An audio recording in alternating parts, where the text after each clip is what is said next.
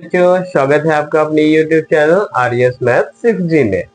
आज हम पढ़ाने वाले हैं कक्षा 9 की गणित चैप्टर 1 एक्सरसाइज 1D का पार्ट नंबर 2। इसके पहले के सवाल पार्ट नंबर 1 में क्लियर हो चुके हैं और बाद वाले सवाल पार्ट नंबर 2 में क्लियर करेंगे। ठीक है, अब मैथ की जिम्मेदारी मेरी है, इसमें पूरी तरह से आप जुड़े रहिए और इस मैथ में कोई भी ऐसी चीज कठिन आपको नहीं लगने वाली है। ठीक है, चलिए क्वेश्चन नंबर 11 देखते हैं। संख्या रेखा पर बिंदु x ज्ञात कीजिए, यानी संख्या रेखा पर x का मान बताना है। कौन कौन हो सकते हैं या कहां तक हो सकते हैं। ठीक है, और ऐसे देखो मार्ड वाले सवालों में इस तरह के अगर कोई सवाल होते हैं संख्या रेखा वाले, तो हम क्या करते हैं, प्लस माइनस दो बार, मतलब कहने का एक बार प्लस चिन्ह लेते हैं, एक बार माइनस चिन्ह लेकर हम x का मान ज्ञात करते हैं। ठीक है,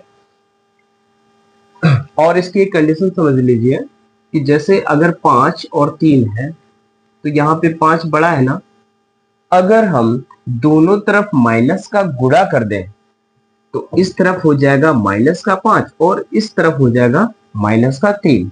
अब ये वैल्यू ये बड़ी हो जाएगी और ये छोटी हो जाएगी। तो कहने का मतलब ये है, अगर ये चिन्ह पहले से लगा है जैसे भी, ठीक है, पहले से जैसा लगा है वैसे ही रहेगा।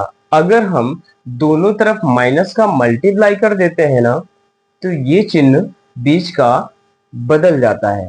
अगर ग्रेटर है तो लेस देन हो जाता है और लेस देन है तो ग्रेटर हो जाता है। और ये चीज कब होती है, जब दोनों तरफ माइनस का मल्टीप्लाई करते हैं।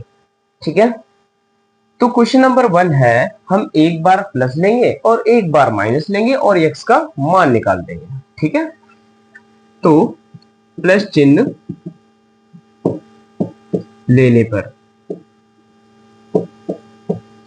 तो प्लस चिन्ह लेंगे तो x माइनस 5 ग्रेटर देन 3, तो x ग्रेटर देन 3, ये 5 इधर जाएगा तो प्लस का हो जाएगा, तो x ग्रेटर देन 8। ठीक है, पहली कंडीशन हो गई। अब सेकेंड कंडीशन के लिए क्या लिखेंगे, माइनस चिन्ह लेने पर। माइनस चिन्ह लेने पर तो देखिए चिन्ह शुरुआत में ही लगाएंगे इसका, x माइनस 5 ग्रेटर देन 3। अब देखिए यहाँ पे, अब चाहो तो माइनस का मल्टीप्लाई कर देंगे या तो हम बाद में कर देंगे। ठीक है, अभी जैसा है वैसे ही बना के रखते हैं। यहां पे क्या करेंगे, माइनस का x अंदर गुणा करवा देंगे तो माइनस और माइनस प्लस का 5 हो जाएगा। ठीक है, और ये चिन्ह वैसे ही रहेगा जैसे लगा है। ठीक है, अब हम 5 को इस तरफ भेजेंगे तो इसका चिन्ह बदल जाएगा, तो लिखेंगे minus x greater than 3 minus का 5। ठीक है, तो इधर माइनस का x हो जाएगा और इधर माइनस का 2 हो जाएगा। अब ये चिन्ह माइनस का हटाना है तो काट देना होता है, नहीं काटना नहीं है यहाँ पे, लेकिन इक्वल नहीं है इस वजह से हम काटेंगे नहीं। अब यहाँ पे देखिए दोनों तरफ माइनस का मल्टीप्लाई करेंगे तभी तो ये माइनस का हटेगा। तो हम क्या करेंगे, दोनों तरफ माइनस 1 का गुणा करने पर, तो जब माइनस का हम माइनस का गुणा करेंगे या माइनस 1 का हम संख्या लिख देते हैं, तो माइनस 1 का जब भी हम गुणा करेंगे तो ये x हो जाएगा और ये चिन्ह बदल के 2 हो जाएगा। ठीक है, या तो ऐसे भी चिन्ह इसको हटा के इसका ऑर्डर चेंज कर सकते हो। कैसे, अगर जैसे माइनस 1 लिखा हो और माइनस 2 लिखा हो, अब इसमें कौन बड़ा है, ये बड़ा है ना, लेकिन माइनस हट जाने के बाद क्या कौन बड़ा हो जाएगा, ये बड़ा हो जाएगा ना, जाहिर सी बात है। उसको ये लिखना हो लिखो, ना लिखना हो तो कोई दिक्कत नहीं। ठीक है, अब इसको संख्या रेखा पर दर्शाना है, चलिए दर्शा देते हैं। 0 इस तरफ भी और उस तरफ भी नंबर लिखे जाते हैं, इस तरफ वाले माइनस में लिखे जाते हैं और इस तरफ प्लस में लिखे जाते हैं। तो बाएं साइड हमेशा माइनस वाले नंबर होते हैं और दाएं साइड हमेशा धनात्मक नंबर होते हैं। ठीक है, चलिए यहाँ पे देखिए 1 माइनस का 2 माइनस का 3 माइनस का 4, माइनस का 5, माइनस का 6, माइनस का 7, माइनस का 8, माइनस का 9, माइनस का 10, और भी नंबर बढ़ा सकते हैं, कोई दिक्कत नहीं। ठीक है, यहाँ पे क्या करेंगे, 1, 2, 3, 4, 5, 6, 7, 8, 9, 10, 11 जो भी हो लिख सकते हैं। ठीक है, अब यहाँ पे देखा जाए तो x 8 पर है, तो 8 धनात्मक है, तो यहाँ पे आ जाएगा धनात्मक, मान लेते हैं P बिंदु है ये। फिर इसके बाद x 2 पर है, 2 पर भी रख दिया हमने P या Q रख दिया यहाँ पे, या P इधर Q उधर, कोई दिक्कत नहीं। ठीक है, अब यहाँ पे हमने संख्या रेखा पे तो बता दिया, अब यहाँ पे x के मान को कौन व्यक्त करता है।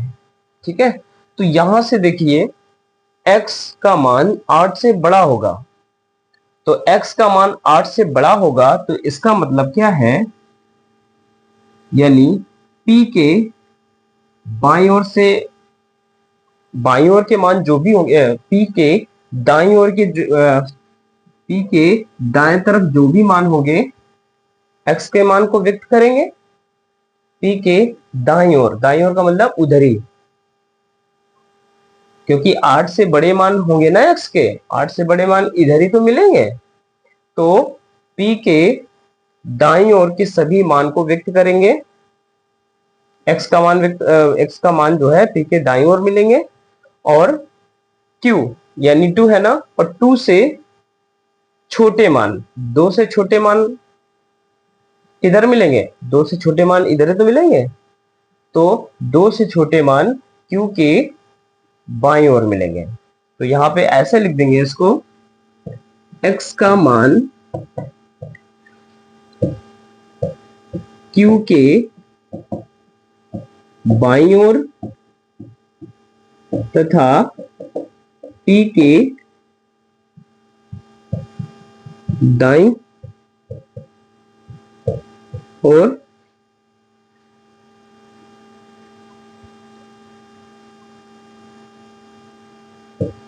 को व्यक्त करता है।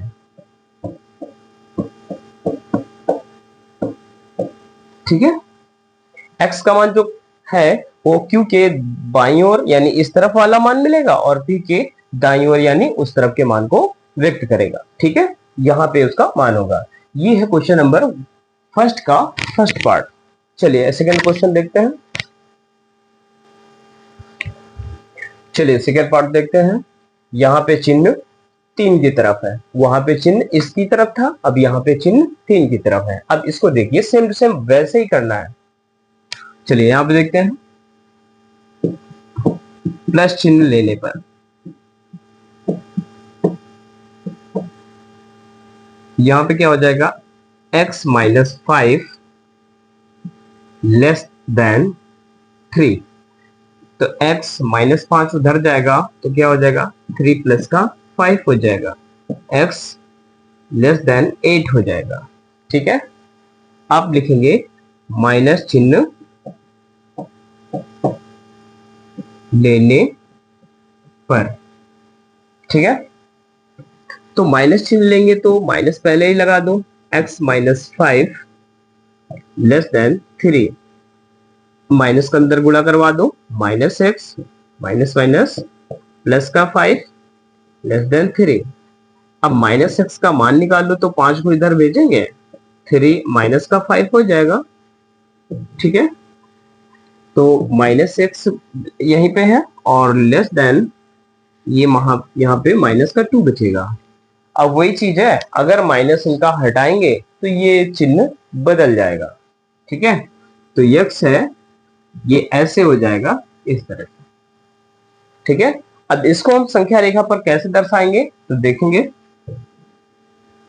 यहाँ पे 0 है, इस तरफ वैल्यू ऋणात्मक होती है, इस तरफ धनात्मक होती है। ठीक है, ये होता है बाईं ओर, ये होता है दाईं ओर। ये अपने ही को देख के ही दाईं ओर बाईं ओर बताया जाता है। ठीक है, जीरो को ऐसे खड़ा करके नहीं देखते, नहीं चेंज हो जाएगा फिर, ठीक है। सामने खड़े होके तुम स्वयं इसको देख सकते हो, बायां हमारा किस तरफ है और दायां किस तरफ है। बाईं ओर ऋणात्मक, दाईं ओर धनात्मक। अब ये पॉइंट लिख देंगे, एक, माइनस का दो, माइनस का तीन, माइनस का चार, माइनस का पांच, माइनस का छह, माइनस का सात, माइनस का आठ, माइनस का नौ, माइनस का दस। 10 तक, 11 तक, 12 तक जो भी करना है लिख सकते हो। एक, दो, तीन, चार, पांच, छ, सात, आठ, नौ, 10। यहां पे जो मान मिलेगा x का, कहां तक मिलेगा या कहां पर मान मिलेगा, तो देखेंगे x 8 पर है, 8 पर दे दीजिए मान इसका। चलो यहाँ पे हम p करे दे रहा है, और x 2 पर है, यहाँ पे हम q करे दे रहे हैं, ठीक है। अब देखते हैं x का मान कहां पे है। देखिए 8 से छोटा मान x का होगा, 8 से छोटा, ये लेस देन का निशान है ना, 8 से छोटा यानी जिसकी तरफ ये मुंह होता है उस वही नंबर बड़ा होता है, तो ये 8 बड़ा है और x छोटा है, यानी जो x का मान होगा 8 से छोटा ही तो होगा। 8 से छोटा अगर देखा जाए तो इस तरफ मान आएगा 8 से, और 2 से बड़ा, 2 से बड़ा मान होगा तो इस तरफ जाएगा। तो कहने का मतलब जो x का मान होगा वो 3, 4, 5, 6, 7 यही मान हो सकते हैं, या तो कहें 2 और 8 के बीच में होगा, या p तथा q के बीच में होगा। तो लिखेंगे x का मान p तथा, नहीं हाँ चलिए, q तथा p के बीच व्यक्त होगा। ये व्यक्त होगा मतलब प्रदर्शित होगा, ठीक है, बीच का ही मान होगा। तो ये हो गया सेकेंड पार्ट। चलिए थर्ड पार्ट देखते हैं। x माइनस 5 मॉड में इक्वल टू 3। तो यहाँ पे ग्रेटर लेस देन का मान नहीं लगा हुआ है, लेकिन मॉड लगा हुआ है, और मॉड लगा हुआ है तो दोनों चिन्ह लेकर चलेंगे साथ में, ठीक है। तो लिखेंगे प्लस चिन्ह लेने पर, तो क्या हो जाएगा, x माइनस 5 इक्वल टू 3। तो x बराबर क्या मिलेगा, 3 प्लस 5 बराबर 8। x का मान 8 होगा। फिर इसके बाद माइनस चिन्ह लेने पर, ठीक है, x माइनस 5, पहले माइनस लगा दे, इक्वल टू 3 लिख देंगे, ठीक है। माइनस का अंदर गुणा करवा देते हैं, तो माइनस का x और प्लस का 5 बराबर 3।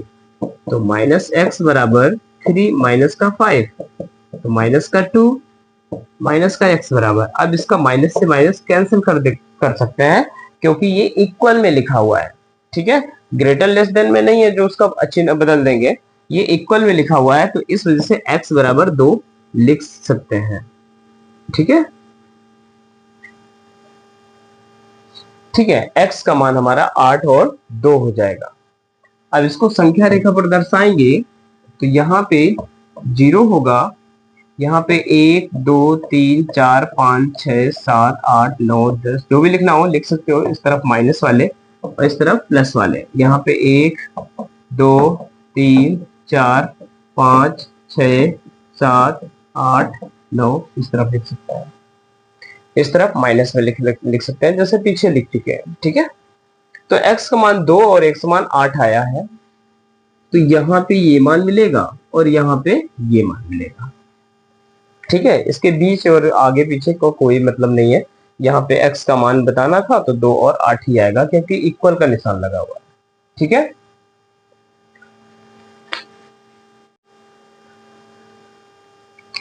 यहाँ पे p तथा q नाम दे दो, ठीक है, या q तथा p नाम दे दो, कोई दिक्कत नहीं, नाम कुछ भी दे सकते हैं।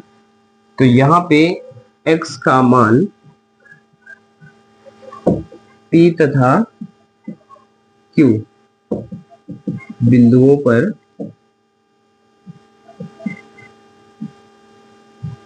व्यक्त होगा। ठीक है, अब पार्ट नंबर 4 देखते हैं। यहां पे भी मॉड में है, तो हम एक बार प्लस चिन्ह एक बार माइनस चिन्ह दोनों प्रकार के चिन्ह लेकर चलते हैं। तो प्लस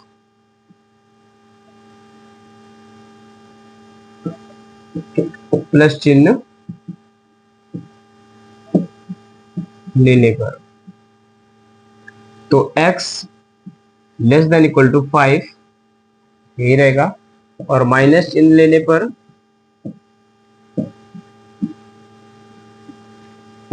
x माइनस का रहेगा और लेस देन इक्वल टू 5।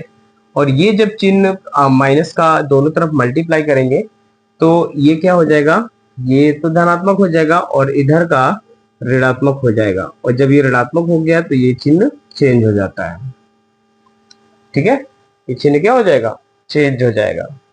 अब इस रेखा को संख्या रेखा पर, इन मानों को संख्या रेखा पर कैसे दर्शाएंगे, तो देखिए यहाँ पे 0 होगा, यहाँ पे 1 माइनस का 2 माइनस का 3 माइनस का 4 माइनस का 5 माइनस का 6 जो भी है, इधर माइनस में लिखा जाता है, इधर प्लस में लिखा जाता है। इधर 1 2 3 4 5 6 7 भी कर सकते हैं, कोई दिक्कत नहीं है।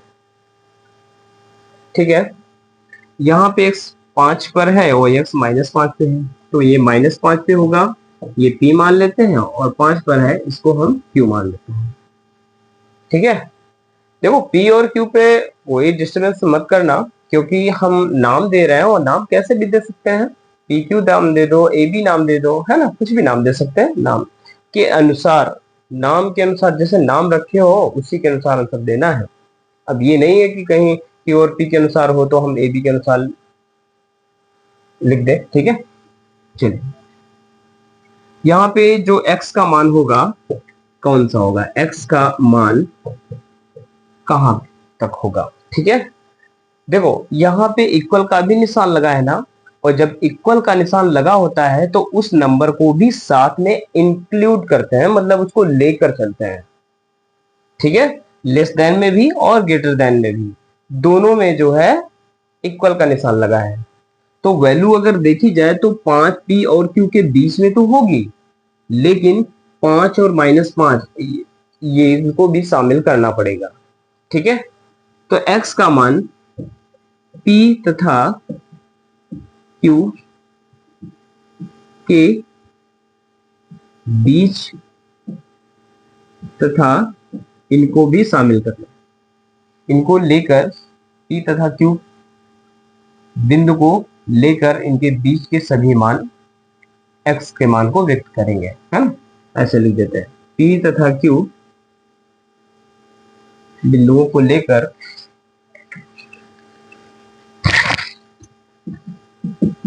बिंदु को लेकर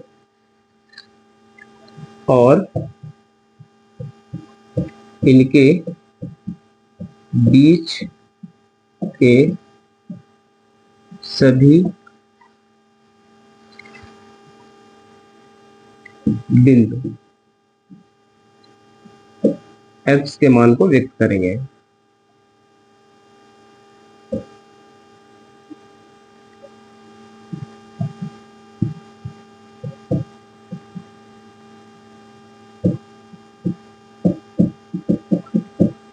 ठीक है, x का जो मान होगा p तथा q बिंदु को लेकर और इनके बीच के सभी बिंदु x के मान को व्यक्त करेंगे। ठीक है, तो ये हो गया क्वेश्चन नंबर 11।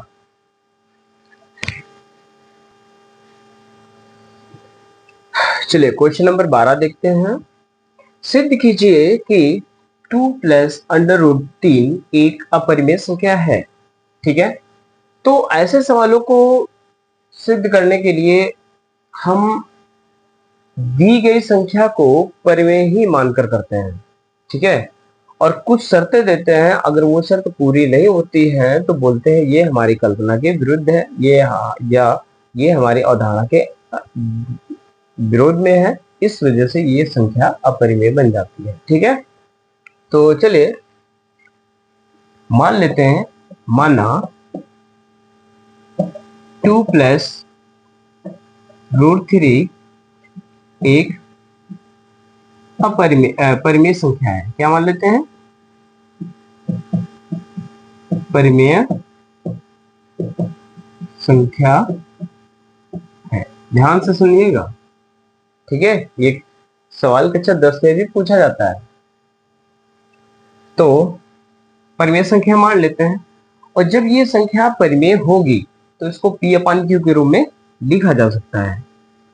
2 प्लस √3 बराबर P/Q। ठीक है, अब हमने P/Q के रूप में लिख दिया है। तो P/Q, ये P और Q है क्या, वो चीज भी बतानी पड़ेगी यहाँ पे। तो लिख देते हैं, जहां P तथा Q सह अभाज्य संख्याएं हैं तथा Q is not equal to 0 है। ठीक है। अच्छा, सहभाज्य क्या होते हैं मालूम है? P और Q ऐसे नंबर हैं कि इनका कोई कॉमन गुणनखंड नहीं है, या इनका मासा 1 है। ठीक है, और Q हमारा 0 बराबर नहीं हो सकता है, ये चीज हमने बता दिया है। अब यहाँ पे इन सवालों को करने के लिए मुख्य रूप से क्या होता है, तो हम एक बात बता दें, जो अंडर रूट वाला नंबर होता है उसको अकेला इस तरफ रखते हैं, और बाकी जो भी इसके साथ में लिखे होते हैं उन सबको उधर भेजना होता है। बस ये मेन चीज काम होती है। ठीक है, तो यहाँ पे √3 को जैसे लिखा है वैसे लिखा रहने दो। P/Q की तरफ माइनस का 2 हो जाएगा, तो उधर जाएगा प्लस का है, तो इधर जाएगा माइनस का। हर बराबर करेंगे तो P माइनस बटे 1 करके Q का मल्टीप्लाई दोनों तरफ कर सकते हैं, ऊपर नीचे। तो 2Q/Q √3 बराबर आ गया। ठीक है, बस यही काम करना होता है, सभी सवालों में यही काम करना है। अब यहाँ पे क्या लिख देंगे? यहाँ पे लिखेंगे P तथा Q एक पूर्णांक है। सहभाज्य संख्या वो पूर्णांकित होती है, पूर्णांक है, और पूर्णांकों को चाहे जितना जोड़ घटा के बाहर करो, हमेशा परिमेय संख्याएं मिलती है। तो लिखेंगे P माइनस 2Q/Q परिमेय संख्या। जब ये P तथा Q एक पूर्णांक है तो ये जो है परिमेय संख्या होगी। जब ये P तथा Q पूर्णांक है तो ये परिमेय संख्या होनी चाहिए। अगर ये परिमेय संख्या है तो ये भी परिमेय संख्या होनी चाहिए, क्योंकि वो इसके बराबर में है। ठीक है, या तो लिख सकते हो परिमेय और परिमेय कभी बराबर नहीं होते, ये भी कर सकते हैं। ठीक है, या तो हम ऐसे लिख सकते हैं कि √3, तो √3 भी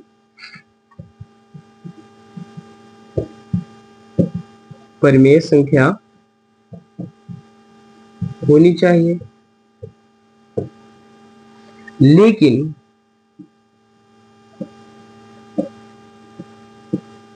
हमें ज्ञात है कि √3 एक अपरिमेय संख्या है।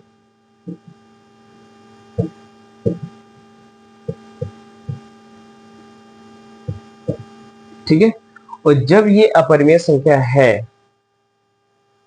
तो फिर हम लिख सकते हैं ये हमारी कल्पना के विरुद्ध है, या ये हमारे अवधारणा के विरुद्ध है।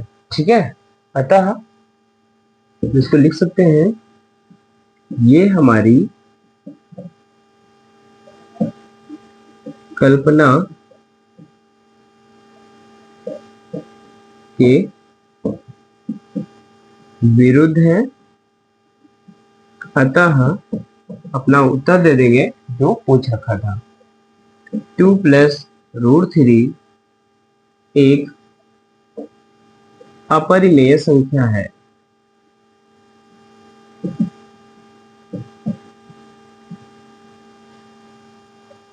समझ में आ गया?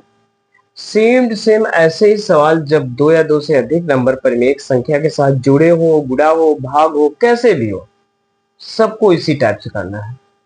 ठीक है? या तो यहाँ पे भी लिख सकते हो कि परिमेय और अपरिमेय बराबर नहीं होते हैं, इस वजह से ये संख्या अपरिमेय संख्या है ना? तो वो भी कर सकते हो, ये भी कर सकते हो। ठीक है, कोई दिक्कत नहीं। चलिए क्वेश्चन नंबर अगला।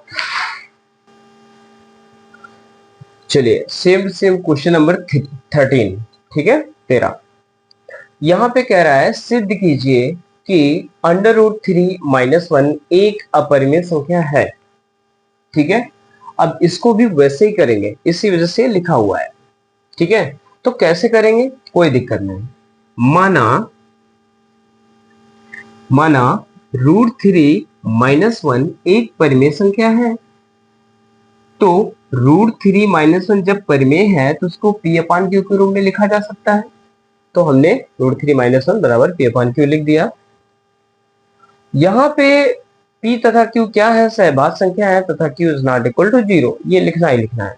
ठीक है, फिर इसके बाद हमने एक बात बताई थी कि जो अंडर रूट वाली संख्या होती है उसको इस तरफ रखना है, बाकी सबको उधर भेज देना है। तो यहाँ पे क्या लिखेंगे, √3 को सिंगल रखो, 1 माइनस को इधर भेजोगे तो P/Q प्लस का 1 हो जाएगा, बटे 1 करके हर बराबर कर लेंगे, तो √3 बराबर P+Q/Q हो जाएगा। ठीक है, अब फिर वही चीज जो पीछे वाले सवाल में लिखी थी, P तथा Q एक पूर्णांक है, और जब पूर्णांक है तो P+Q/Q परिमेय संख्या होगी। जब ये पूर्णांक है तो पूर्णांकों का गुणा भाग जो भी करें हमेशा परिमेय संख्या ही तो मिलेगी, तो इस वजह से परिमेय संख्या होगी ये। तो √3 बराबर में लिखा हुआ है तो ये भी परिमेय संख्या होनी चाहिए, लेकिन हमें ज्ञात है कि √3 ये वाला √3 एक अपरिमेय संख्या है, और जब ये अपरिमेय संख्या है तो फिर जाहिर सी बात है ये हमारी कल्पना के विरुद्ध है, अतः जो लिखा था उसी को लिख दो। √3 - 1 एक अपरिमेय संख्या होगी, या अपरिमेय संख्या है। ठीक है, तो सेम सेम इसी टाइप से लैंग्वेज में लिखना है, और ये इस टाइप के जो भी सवाल है सब सारे यही टाइप से करना है। ठीक है, क्वेश्चन नंबर 14।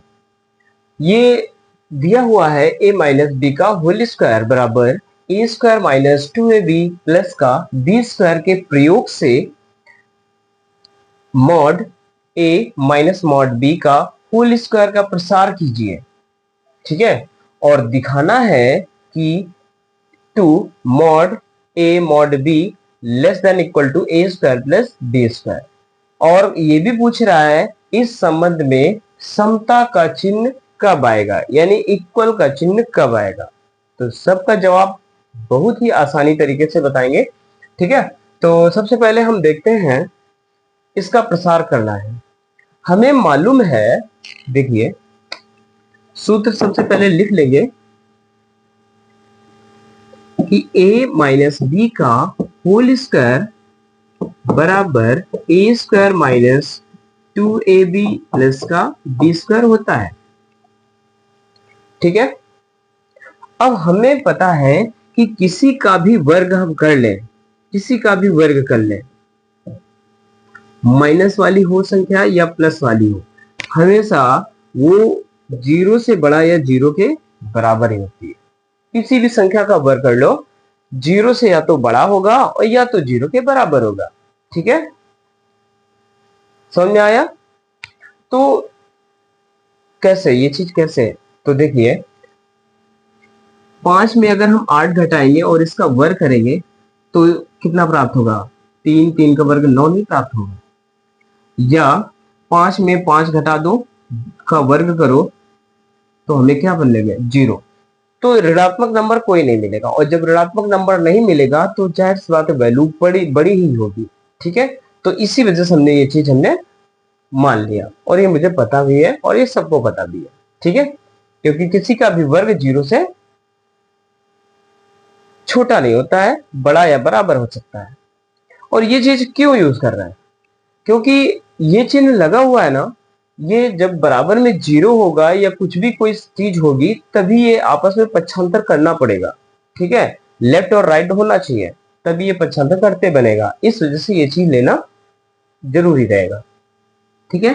तो हम क्या करेंगे, सूत्र लगाएंगे, तो मॉड ए का स्क्वायर प्लस मॉड बी का स्क्वायर माइनस 2 इंटू पहला पद, चाहो तो बीच में रखो चाहो तो लास्ट में रखो, कोई दिक्कत वाली बात नहीं है, पहला पद मॉड ए गुणे गुणे रखो चाहे डाट रख दो मॉड बी, ठीक है, और ये चिन्ह ऐसे रखे 0 कर देंगे, ठीक है। अच्छा, ये चीज अगर ना पता हो तो हम बता दें, किसी भी मॉड वाली संख्या का अगर हम वर्ग करते हैं तो मॉड हट जाता है, ठीक है, या किसी भी संख्या में अगर मॉड लगाना है तो उसका वर्ग करोगे तो मॉड लग जाता है, ठीक है।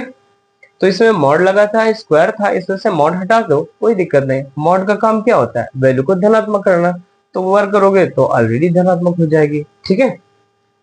तो यहाँ पे क्या हो जाएगा, A square plus B square minus 2 mod A और mod B less than greater than equal to 0, ठीक है, पक्षांतर करेंगे, ठीक है। तो A square plus B square, अब इस चीज को हम इधर ले जाएंगे तो ये हो जाएगा 2 mod A dot mod B, ठीक है। अब ये उसमें वैसे लिखा है और इसमें ऐसे लिखा है, अरे कोई दिक्कत नहीं, ये बड़ा है ना तो इसको घुमा के उधर रख दो, और ये छोटा है तो छोटा ही रहेगा, इसको भी पलट दो, इन दोनों को पलट रहे हो तो क्या हो जाएगा यहाँ पे 2 mod A dot mod B बराबर बराबर नहीं, इसकी तरफ बड़े का निशान है तो बड़े का लगा दो, ए स्क्वायर प्लस बी स्क्वायर, ये प्रूव हो गया, ठीक है। तो इस तरह करना था इसको। फिर इसके बाद इस संबंध में समता का चिन्ह कब आएगा, तो देखते हैं समता का चिन्ह कब आएगा। समता मतलब क्या होता है, समान, ठीक है।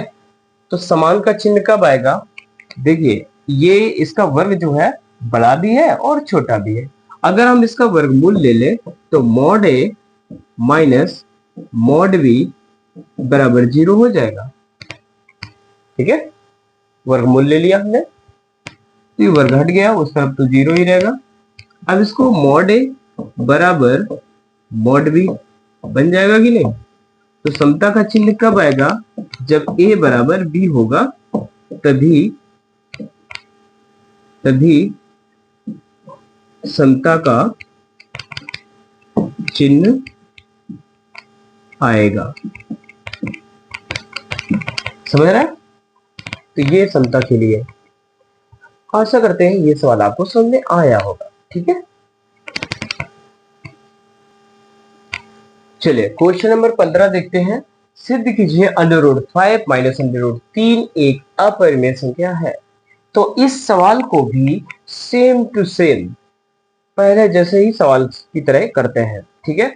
ध्यान पूर्वक देखिए, जरा एक भी अगर डिसबैलेंस नहीं होने पाएगा और पूरी तरह से आपको समझ में आएगा, ठीक है, ध्यान से देखना। देखिए तो माना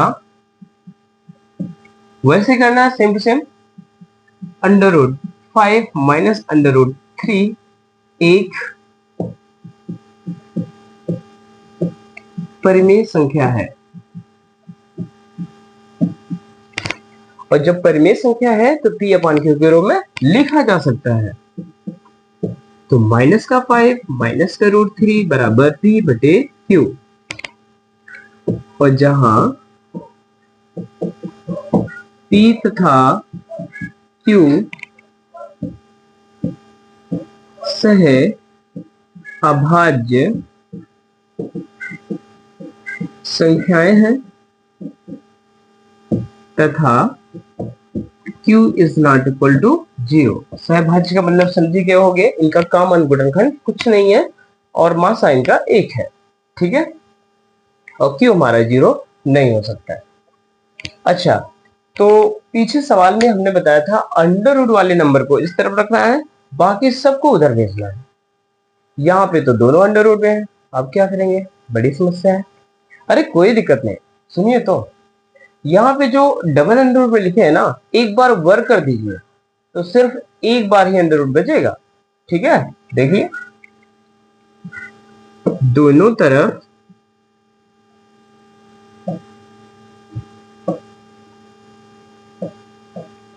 वर्ग करने पर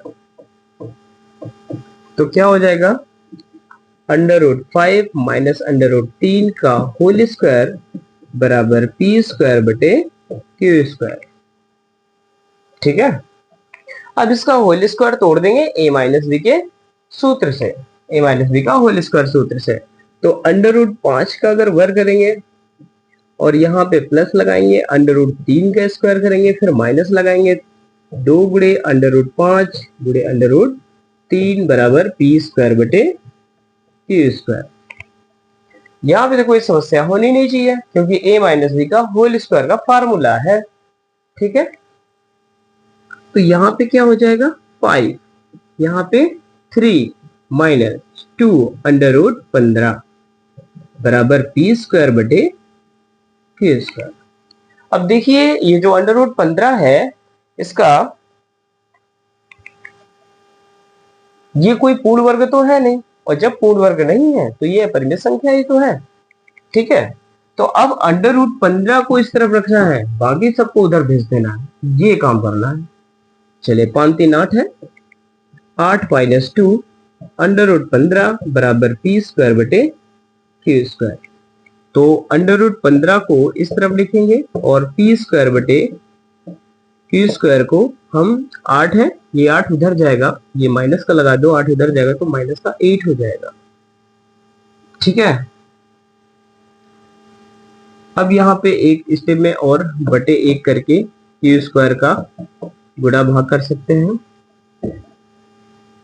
तो यहाँ पे माइनस का 2 अंडर रूट 15, अब माइनस का 2 इस तरफ से उस तरफ भेजेंगे तो क्या हो जाएगा, देखिए जरा, P square minus 8 Q square बटे क्यू स्क्वायर है बटे माइनस का 2, ये माइनस 2 गुणे में था, इधर भाग में भेज दिया, ठीक है, माइनस सहित भेज दो कोई दिक्कत नहीं, ठीक है। या तो माइनस इधर रखो, अगर समस्या आ रही हो तो माइनस इधर रख लो, अब माइनस इधर से कॉमन ले लो, माइनस दोनों तरफ गुणा कर दो तो क्या हो जाएगा, अंडर रूट 15 बराबर 8 क्यू स्क्वायर पहले आ जाएगा और पी स्क्वायर बाद में चला जाएगा और बटे 2 क्यू स्क्वायर हो जाएगा। अब ये चीज किसी को नहीं समझ आई तो बड़ी समस्या आ गई। यहाँ पे अगर माइनस कॉमन लेंगे तो पी में माइनस लग जाएगा और यहाँ पे प्लस लग जाएगा, और वो माइनस से ये माइनस कैंसिल हो जाएगा, तो वही हमने लिख दिया 8 क्यू जो धनात्मक हो जाएगा उसको हमने पहले लिख दिया, और पी जो ऋणात्मक हो जाएगा उसको बाद में लिख दिया, माइनस से माइनस कैंसिल कर दिया, ठीक है। अब ये चीज वही है जो पीछे वाली लिखी थी, कैसे, पी तथा क्यू क्या है, एक पूर्णांक है, पूर्णांक है, इसलिए क्या होगा 8 Q square minus P square upon 2 Q square क्या होगी, परिमेय संख्या होगी, ठीक है, ये परिमेय संख्या होगी। तो अंडर रूट 15 भी परिमेय संख्या होनी चाहिए,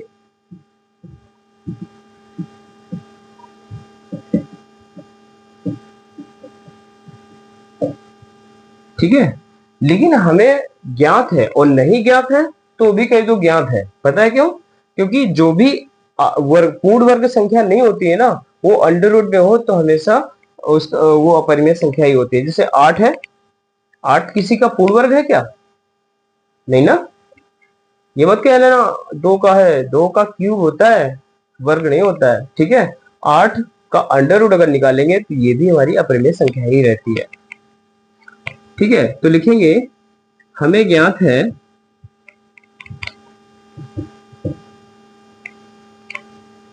कि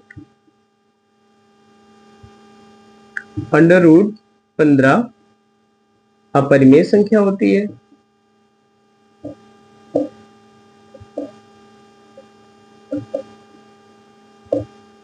ठीक है, अपरिमेय संख्या होती है, इसलिए अब ये भी लिख सकते हो कि परिमेय संख्या और परिमेय संख्या बराबर नहीं हो सकती है, इस वजह से संख्या अपरिमेय संख्या है। या तो लिख सकते हैं ये हमारी कल्पना के विरुद्ध है।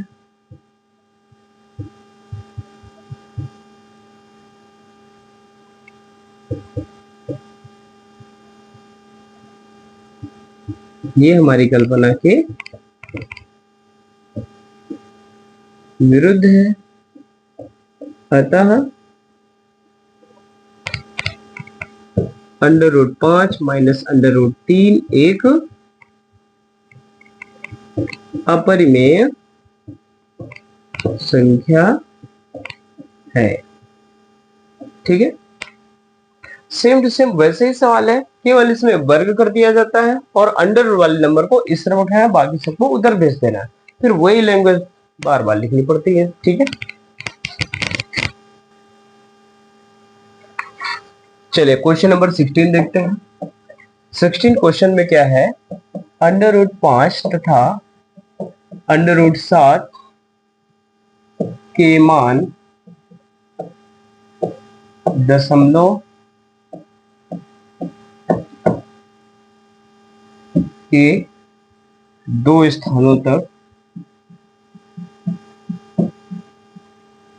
शुद्ध ज्ञात कीजिए। ठीक है, ये मान निकालना है। देखो इसकी दो विधियां होती हैं, एक तो ग्रेटर लेस देन करके, और एक जो कक्षा 8 में सीख चुके हो जो छोटी विधियां होती हैं। ठीक है, भाग विधि से वर्गमूल इसका निकाल सकते हैं, तो वो विधि भाग विधि वाली सब लोग जानते हैं, इस वजह से हम वही विधि इस्तेमाल करते हैं यहाँ पे। ठीक है, तो भाग विधि से कैसे करते हैं, यहाँ पे 5 है, दशमलव के बाद जितने स्थानों तक मान निकालना होता है उतने जोड़े होने चाहिए दशमलव के बाद। यहाँ पे तो कहीं दशमलव लगा नहीं, कोई दिक्कत नहीं। अगर हम कहें 5वें दशमलव कहाँ है तो बाद में होता है। अगर कहें एक मतलब 1000 में अगर दशमलव पूछा जाए कहाँ है तो वो भी बाद में होता है। जिसमें दशमलव नहीं लगा होता है उसमें दशमलव बाद में होता है। ठीक है, तो यहाँ पे दशमलव लगाकर 2 अंकों तक निकालना है तो दो जोड़े 0 उतार दो। ठीक है, अब इसको देखो 2 स्थानों तक ज्ञात करते हैं। दशमलव से ही बनाना जोड़ा स्टार्ट करते हैं। अगर फुल संख्या लिखी हो इस तरह तो जोड़ा पीछे से बनाएंगे। अगर दशमलव यहाँ पे लगा हो 8 7 6 लिखा हो तो दशमलव के बाद जो बनता है संख्या वो दशमलव के बाद से ही जोड़ा बनाते हैं, और जहां पे कम होता है 0 बढ़ा देते हैं। यहाँ पे पहले 0 बढ़ाते हैं, वहां पे बाद में। कहने का मतलब दशमलव के स्थान से ही जोड़ा काउंट करते हैं। ठीक है, यहाँ पे अगर देखा जाए तो जोड़ा बन गया। अब ये किस संख्या के वर्ग के पास में है, इसका वर्ग 5 से लगभग नियर अबाउट है, 5 के लगभग पास में है, तो 2 का। अगर 3 का करेंगे तो 9 हो जाएगा, ज्यादा वाला नंबर कतई नहीं लेना है। ठीक है, तो 2 का ही वर्ग 5 से कम होता है, तो 2 यहाँ पे ले लेंगे और 2 का वर्ग ऊपर लिख दे। 2 बार गया, 2 यहाँ पे भी लिख दो। जितनी बार जाता है जितना का वर्ग लेते हैं वो नंबर यहाँ पे और यहाँ पे लिख देते हैं। अब 2 में 2 का मल्टीप्लाई करो या 2 का वर्ग कर दो तो क्या आएगा 4।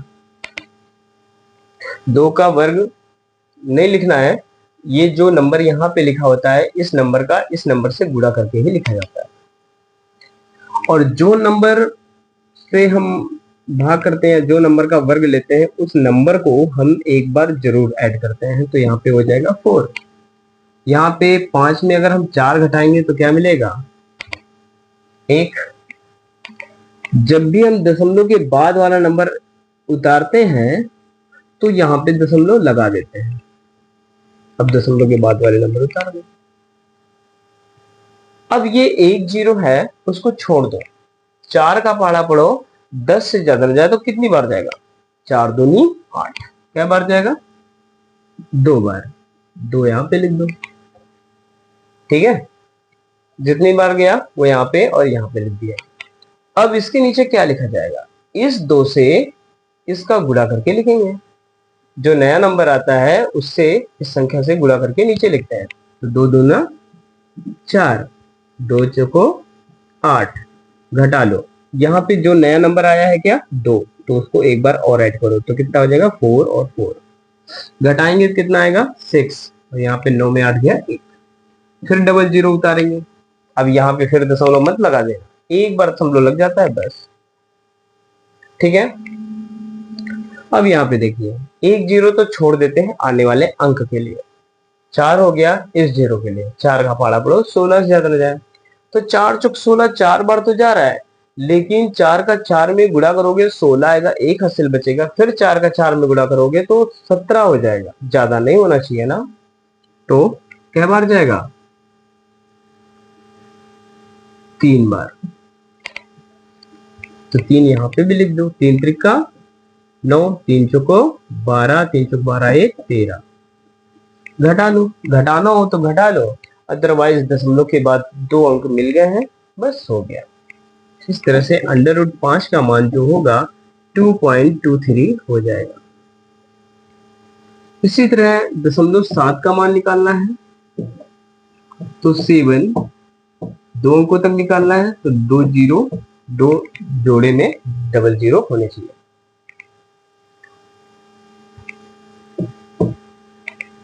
तो अब क्या करेंगे? 7 किस संख्या के वर्ग के पास में है? तो 3 का वर्ग करेंगे तो 9 हो रहा है। ज्यादा हो रहा है, ज्यादा वाला नहीं लेना है, तो इसका मतलब 2 का ही तो आएगा। 2 यहाँ पे लिखा, 2 यहाँ पे। 2 का इस 2 से गुणा किया, 4 आया, घटाया, और यहाँ पे प्लस जो नया नंबर आता है उसको एक बार ऐड करते हैं। 7 में 4 गया, कितना आएगा? 3। यहाँ पे 2 दूना 4 हो जाएगा। अब आगे दशमलव के बाद वाले जीरो उतर रहे हैं, तो यहाँ पे तुरंत दशमलव लगा देंगे। अब 4 का पहाड़ा पढ़ो, 0 तो हो गया एक आने के लिए। 4 का पहाड़ा 30 से ज्यादा हो जाए। 4 सते 28, लेकिन 7 सते 49 होता है। 49 में 4 हासिल बचता है, और 7 चौक 28, 28 में अगर 4 जोड़ेंगे तो 32 हो जाएगा, ज्यादा हो जाएगा ना। इस वजह से हम 7 बार ना जाके कितने बार जाएंगे? 6 बार। अब यहाँ पे नंबर क्या लिखा जाएगा? इस 6 का इन दोनों से गुणा करके लिखा जाएगा। 6 36, 3 6 चौक 24, 24 3 27। ठीक है, कोई दिक्कत नहीं। जो नया नंबर आता है उसको एक बार ऐड करते हैं, तो प्लस का 6 कर लो। 6 6 12, 4 और 1 5 हो जाएगा। यहाँ पे घटाएंगे तो यहाँ पे क्या मिला? 4, और 9 में 7 गया 2। बस आगे क्या उतारेंगे? डबल जीरो फिर से उतारेंगे। 1 0 आने वाले अंक के लिए, 2 हो गया इस 0 के लिए। 5 का पहाड़ा 24 से ज्यादा नहीं आता। 5 चौको 20, 4 बार जाएगा। अब इस 4 से इन सब में गुणा कर दो। 4 चौक 16, 4 दूनी 8 1 9, 4 पंचे 20। अब इसको घटाओ और चाहे ना घटाओ, हमें 3 अंकों तक चाहिए, 2 अंकों तक चाहिए था, 2 अंकों तक मिल गया। √7 का मान 2.64 हो जाएगा सवाल। ठीक है, तो इस विधि से कर सकते हैं। यहाँ पे कोई पार्टिकुलर किसी विधि का नाम नहीं दिया है, इस वजह से हम इससे भी यूज कर सकते हैं। क्वेश्चन नंबर 17, संख्या रेखा पर वह बिंदु ज्ञात कीजिए जो √2 को निरूपित करता है। तो इसके लिए हम बता दें कि जैसे किसी भी √ वाली संख्या को संख्या रेखा पर कैसे दर्शाते हैं, वो माड वाले की बात नहीं कर रहे हैं। जैसे √5 की लाइन खींचना है, √7 की लाइन खींचना है, पीछे वीडियो में हम अच्छे से डिस्कस कर चुके हैं। ठीक है, फिर √2 को बहुत आसान है खींचना। यहाँ पे कह रहा है √2 को संख्या रेखा पर निरूपित कीजिए। √2 को संख्या रेखा पर निरूपण। ठीक है, कैसे निरूपित करते हैं? कोई दिक्कत नहीं, सबसे पहले 1 सेंटीमीटर की रेखा खींच लो, यहाँ पे 90 अंश का कोण बना लो, यहां से चाप मारो ऐसे, यहां से चाप मारो ऐसे, यहां से चाप मारो ऐसे, यहां से चाप मारो ऐसे, ये 90 अंश का कोण बन गया। ठीक है, फिर यहाँ पे 1 सेंटीमीटर है तो 1 सेंटीमीटर का चाप यहाँ पे खींच दो, ये भी 1 सेंटीमीटर का चाप हमने मार दिया। इस कटान बिंदु से इसको मिला दो, तो ये 1 का वर्ग प्लस 1 का वर्ग इक्वल टू 2 का वर्ग हो जाएगा। ए बी सी, यहाँ पे ए सी अगर निकालोगे तो ए बी का स्क्वायर प्लस बी सी का स्क्वायर, तो क्या हो जाएगा 1 का स्क्वायर प्लस 1 का स्क्वायर इक्वल टू 2। ए सी बराबर हो जाएगा √2। ठीक है, अब इसको हमें नीचे लाइन में दिखाना है, कोई दिक्कत नहीं, इतना सा चाप लो और ऐसे मार दो।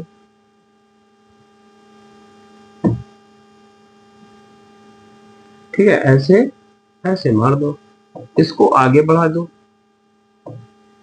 ठीक है, इसको आगे बढ़ा दोगे तो ये हो जाएगा डी, तो ए डी हमारी जो बन जाएगी √2 बन जाएगी। कोई भी चीज सेंटीमीटर वगैरह कुछ भी मान सकते हो इकाई। ठीक है, समझ में आ गया होगा।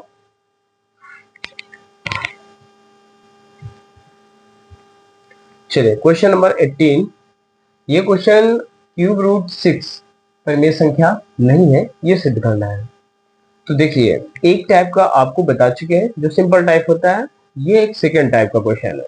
ठीक है, वैसे तो यहाँ पे अंडर रूट वाला देना चाहिए और यहाँ पे चलो क्यूब रूट का दे दिया है, इसको करते हैं, वरना अंडर रूट वाला जो होता है वही सेकेंड टाइप होता है और उसी रूप में इसको भी लगाते हैं।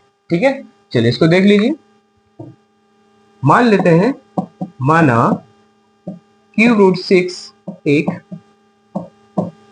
परिमेय संख्या है। जब परिमेय संख्या है तो क्यूब रूट 6 बराबर पी बटे क्यू के रूप में लिखा जा सकता है, जहां पी तथा क्यू, ठीक है, पी तथा क्यू एक सहबाद संख्या है, सह अभाज्य संख्याएं हैं तथा q is not equal to 0 है। ठीक है, ये है p तथा q। अब हम क्या करेंगे, स्क्वायर होता तो दोनों तरफ वर्ग करते हैं, अब यहाँ पे क्यूब रूट लगाया तो हम दोनों तरफ क्या करेंगे, घन करने पर, यानी घात 3 करने पर, तो इसका क्यूब रूट हट जाएगा तो क्या आएगा 6, यहाँ पे पी क्यूब बटे क्यू क्यूब आ जाएगा। ठीक है, अब हम क्या करेंगे, 6 क्यू क्यूब बराबर पी क्यूब, ये क्वेश्चन नंबर 1 बना दो। यानी अब ये नंबर अगर देखा जाए तो q के क्यूब में 6 का मल्टीप्लाई करते हैं तो p क्यूब प्राप्त होता है। इसका मतलब क्या है, p क्यूब 6 से विभाज्य, ठीक है, p क्यूब 6 से विभाज्य है, तो p भी 6 से विभाज्य होगा। जब क्यूब वाला 6 से विभाज्य है तो p भी 6 से विभाज्य होगा। अब ये मत कहना कुछ ऐसे एग्जाम्पल है जिसमें ऐसा कुछ नहीं है, ठीक है, होता है, लेकिन इस चीज को हम ऐसे ही लिखेंगे। ठीक है, कि p क्यूब 6 से विभाज्य है तो p भी 6 से विभाज्य होगा। अक्सर ज्यादातर नंबर, ठीक है, ये ऐसे ही होते हैं कि अगर क्यूब वाला किसी नंबर से कट रहा है तो जाहिर सी बात है वो मूल नंबर भी इस नंबर से विभाज्य होगा। ठीक है, तो अब हम क्या करेंगे, p में 6 से भाग करेंगे। अगर हम p में 6 से भाग करेंगे तो मान लेते हैं कोई संख्या ये हम मिल गए, तो p बराबर क्या लिखेंगे, 6m। ठीक है, अब p का मान समीकरण 1 में रखने पर, चलिए यहाँ पे साइड में कर देते हैं, p का मान समीकरण 1 में रखने पर, समीकरण ये है, इसमें हम p का मान रखेंगे, ये वाला p का मान यहाँ पे रखेंगे। तो यहाँ पे क्या है, 6q क्यूब बराबर 6m का होल क्यूब बन जाएगा। तो 6q क्यूब बराबर 216, 6 का क्यूब 216 होता है और m क्यूब। अब 6 से 216 कैंसिल करेंगे तो 36 बार में कटेगा, तो q क्यूब बराबर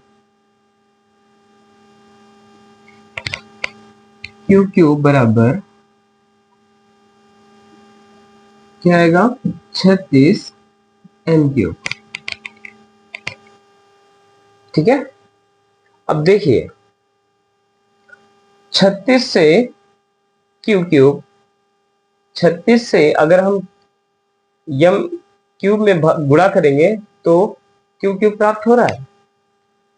अगर 36 से कोई संख्या कट रही है तो 6 से भी तो कटेगी। ठीक है, 36 मतलब लिखेंगे q क्यूब 36 से विभाज्य है तो q भी 36 से विभाज्य होगा। ठीक है, तो इसका मतलब देखा तुमने कि p भी हमारा 6 से विभाज्य हो रहा था और q भी हमारा 36 से विभाज्य है। तो जाहिर सी बात है 6 से भी तो विभाज्य होगा, ये 36 से कट रहा है जो संख्या वो 6 से भी कटेगी। तो इसका लिख सकते हैं p तथा q दोनों 6 से विभाज्य होंगे, दोनों 6 से विभाज्य होंगे। और यहाँ पे क्या माना था कि यह एक सहभाज्य संख्या है और यहाँ पे p और q दोनों 6 से कट रहे हैं, तो 6 सहभाज्य कैसे हो गए फिर।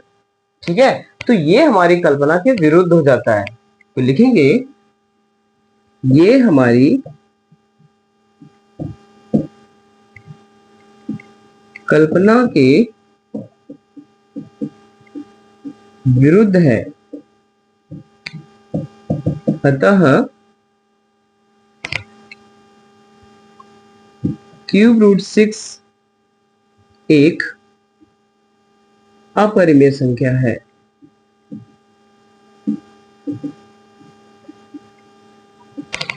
ठीक है, ये सवाल है। इस सवाल को थोड़ा सा प्रैक्टिस करने की जरूरत है। ठीक है, जब इस सवाल को अच्छे से प्रैक्टिस कर लोगे तो एकदम सिंपल तरीके से समझ में आ जाएगा। ठीक है, ये दूसरा टाइप का सवाल है जिससे बहुत सारे सवाल सिंगल रूट वाले सारे लग जाते हैं। ठीक है, कोई कंफ्यूजन नहीं होनी चाहिए और ऐसे सवालों को अच्छे से दिमाग में बैठा लो। ठीक है, ऐसे सवाल ज्यादातर पूछे जाते हैं।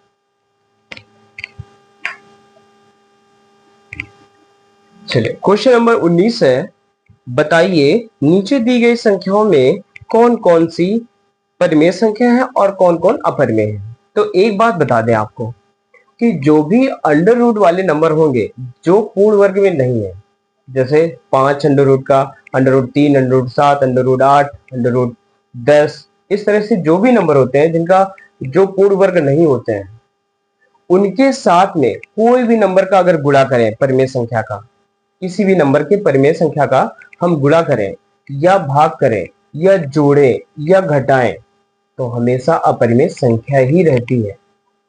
ठीक है, जैसे नंबर 1 है 2 माइनस रूट 5। अब ये अंडर रूट 5 अपरिमेय संख्या है, इसके साथ में कोई परिमेय संख्या जोड़ घटा रहा है तो ये भी हमारी क्या होगी, अपरिमेय ही संख्या रहेगी। सेकेंड नंबर है 3 प्लस अंडर रूट 23 और माइनस का अंडर रूट 23। ठीक है, अब इसको, ये परिमेय है, ये भी अपरिमेय है। हमने बताया परिमेय और अपरिमेय संख्याओं का योग, जोड़, घटाना, गुणा, भाग जो भी होगा वो परिमेय संख्या ही होती है। अब यहाँ पे देखिए, इसको कैलकुलेशन करिए। 3 प्लस अंडर रूट 23 माइनस का अंडर रूट 23, ये कैंसिल हो जाएगा, बचेगा क्या? 3, और 3 हमारी क्या होती है? परिमेय होती है। ठीक है, question number 3, 2 under root 7 upon 7 under root 7। Under root 7 से अंडर रूट 7 कैंसिल हो जाएगा, आएगा 2/7, जो कि हमारी कौन सी संख्या है? परिमेय संख्या है। कोई अंडर रूट वाली बची ही नहीं, तो परिमेय संख्या कहाँ कैसे होगी? ठीक है, क्वेश्चन नंबर 4, यहां पे लिखा है 1/√2। ठीक है, तो ये भी हमारी अपरिमेय संख्या ही है। क्यों? अपरिमेय संख्या के साथ किसी भी चीज का जोड़ करें, गुणा करें, भाग करें, कुछ भी करो, ये हमेशा अपरिमेय संख्या ही रहती है। तो ये कौन सी संख्या है? अपरिमेय। पांचवा सवाल है 2 पाई। देखिए, पाई हमारी जो होती है अपरिमेय संख्या है। अपरिमेय संख्या क्यों है? क्योंकि इसकी वैल्यू जो है ना, अनंत तक है, और इसकी वैल्यू कभी रिपीट होने वाली नहीं होती है। ठीक है, इस वजह से ये अपरिमेय संख्या मानी गई है।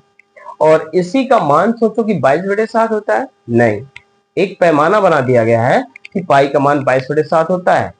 कैसे? कि 22 अगर वृत्त की परिध हो, 22 सेंटीमीटर वृत्त की परिध हो, तो उसका व्यास हमेशा 7 सेंटीमीटर होता है। ये चीज की पैमाना मानकर हम पाई की वैल्यू 22/7 मान लिए हैं। ठीक है, बाकी जो है पाई की एग्जैक्ट वैल्यू सुपर कंप्यूटर तक फाइंड नहीं कर पाया है, इस वजह से ये क्या है? हमेशा अपरिमेय संख्या ही है। चलिए, अब क्वेश्चन नंबर 20 देखते हैं। चलिए, क्वेश्चन नंबर 20 का फर्स्ट देखते हैं। ये परिमेय व्यंजक दिए गए हैं, इनको सरल करना है। तो इसके लिए हम आपको बता दें कि जब भी हम अंडर रूट वाली का अंडर रूट वाली से गुणा करते हैं, तो उसका गुणा अंडर रूट के अंदर ही होता है, 7×21। अगर सेम अंडर रूट वाली संख्या हो और सेम अंडर रूट वाली संख्या से गुणा करें, तो इसका अंडर रूट हट जाता है और वैल्यू आती है बिना अंडर रूट के। समझ गए? इसी तरह से अगर हम 3√2 का गुणा 4√5 में करें, तो विदाउट अंडर रूट का विदाउट अंडर रूट से गुणा होगा 12, और अंडर रूट से अंडर रूट का हो जाएगा 10। ठीक है, समझ गया ना? बस अगर यहाँ पे लिखा हो 4√3 इंटू √3, तो 4 का गुणा सिर्फ 1 से होगा तो 4 आएगा, और √3 का √3 से होगा तो गुणे 3 हो जाएगा। ठीक है, और ये जो संख्याएं लिखी होती हैं, इनके बीच में गुणे का निशान होता है। ठीक है, अगर इतनी बात समझ गए हो तो कोई दिक्कत नहीं। ठीक है, चलिए क्वेश्चन लगाते हैं, इसको साफ कर दें, समझ गए होंगे। यहां पे देखिए, 2 का पहले 2 से करो तो क्या हो जाएगा? 2 दूना 4। फिर 2 का अंडर रूट से करो प्लस लगा के, क्योंकि यहाँ पे प्लस है, यहाँ पे प्लस है, तो प्लस ही आएगा, और 2 अंडर रूट 2 हो जाएगा। ठीक है, 2 का अंडर रूट 2 से करेंगे तो विदाउट अंडर रूट का विदाउट अंडर रूट से, और अंडर रूट का अंडर रूट से, तो अंडर रूट वाला कोई है नहीं, अंडर रूट लाइन से लग जाएगा। अंडर रूट 3 का गुणा 2 से करेंगे तो प्लस का 2 अंडर रूट 3 आएगा। अंडर रूट 3 का अंडर रूट 2 से करेंगे तो प्लस का अंडर रूट 6 आएगा। ठीक है, 4 अंडर रूट 2 जो सेम संख्या नहीं है। देखिए, अगर अंडर रूट 5 यहाँ पे लिखा है, 7 यहाँ पे लिखा है, और बीच में प्लस लिखा है, और यहाँ पे 8 लिखा है, और ये अंडर रूट 5 लिखा है, अगर अंडर रूट वाली संख्या सेम है तभी ये संख्याएं जुड़ेंगी। ठीक है, अगर ये सेम नहीं है, ये 4 है और ये 5 है, तो ये सवाल ऐसे ही रहेगा, जुड़ेगा घटेगा नहीं। ठीक है, यहाँ पे भी देखिए अलग अलग अंडर रूट में लिखी है, तो ये भी संख्या हमारी जुड़ेंगे नहीं। चाहो तो 2 कॉमन लेके लिख सकते हो, √2 प्लस √3 और प्लस √6, ये कर सकते हो, बाकी जोड़ नहीं सकते। ठीक है, सेकंड क्वेश्चन देखें। ये देखिए, एक बार जुड़ा है और एक बार घटा है, तो ये एक सूत्र होता है कि a प्लस बी और a माइनस बी अगर हम गुणा करते हैं तो सूत्र बनता है a square minus B square. Same पद एक साथ जुड़ रहे हो और एक बार घट रहे हो तो उसका जो आंसर होता है वो a square minus B square, पहले पद का वर्ग माइनस दूसरे पद का वर्ग, ये आंसर आता है। तो इसी टाइप से इसको भी कर लेंगे, एक बार जुड़ा है एक बार घटा है, तो 3 का वर्ग माइनस √3 का वर्ग कर लेंगे। यहाँ पे 3 का वर्ग 9 होगा, √3 का वर्ग 3 होगा, तो कितना आएगा 6। आंसर इसका आएगा 6। चलिए क्वेश्चन नंबर 3 देखते हैं।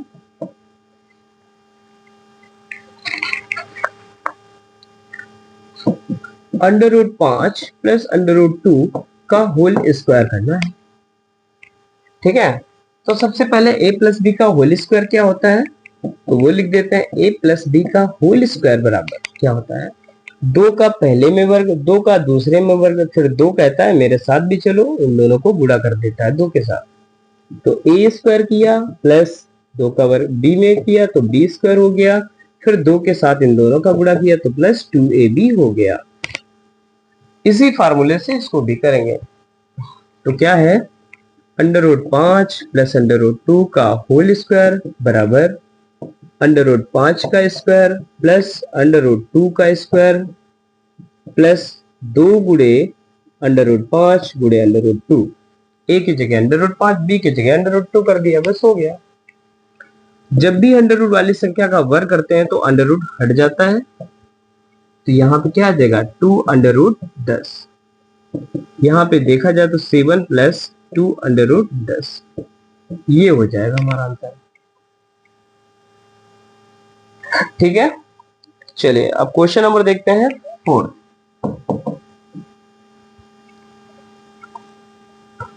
यहाँ पे है √5 माइनस √2 और √5 प्लस √2। यहाँ पे भी सूत्र ऊपर वाला ही लिखा हुआ है।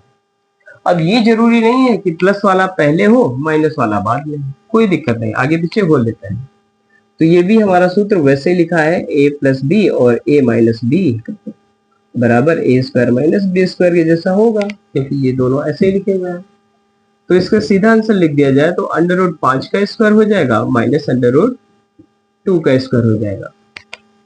ऋण के बाद हमेशा बाद वाला ही लिखा जाता है। ऋण के बाद -2 है √2 का, तो वही √2 लिखा जाएगा। यहाँ पे 5 आएगा, यहाँ पे 2 आएगा, आंसर आएगा 3। ठीक है, अब ये प्रश्नावली हो गई समाप्त। देखिए हमारे चैनल पे जुड़िए और आपको बेहतरीन तरीका मैथ सीखने का बताया जाएगा। एक भी मैथ आपकी कठिन नहीं होने वाले, सारी मैथ को बहुत ही अच्छी तरीके से समझाने वाले हैं। ठीक है, कक्षा 5 से 12 तक की मैथ को बहुत ही बेहतरीन तरीके से इस चैनल के माध्यम से आपको पढ़ाने वाले हैं। धन्यवाद।